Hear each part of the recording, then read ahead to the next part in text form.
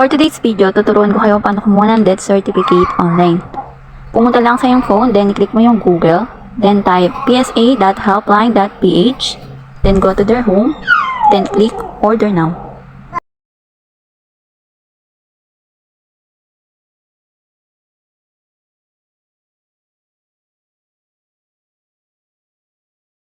Once you click order now, click death certificate.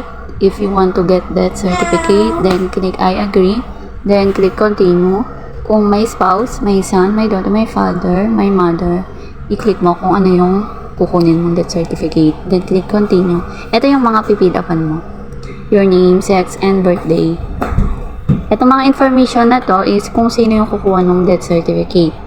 Then, your middle name,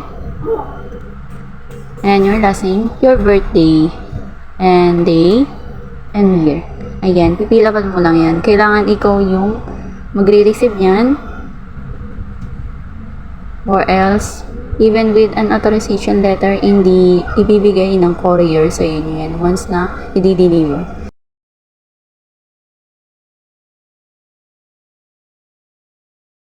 Please make sure na tama yung mga ini-input yung information kasi sobrang napaka-importante at maselan sila. Ito yung mga ID na pwede. Pero kailangan kung ano yung ID na nilagay mo dyan, yun din yung ipipresent mo upon receiving the parcel. Etong part naman to is yung name nung son mong namatay, yung first name niya, yung middle name and last name, and date kung kailan siya namatay. Yung place kung saan siya namatay.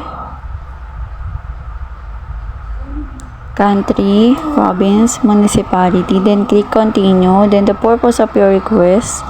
Kung others, lagay mo yung reason, but for claims and benefits loan, i-continue mo lang, then i-fill up mo tong mga information pa na ito, para once na continue yan, done na yan. Then 365 ang death certificate. Ganun lang kadali, may death certificate ka nang inaantay. Thank you for watching.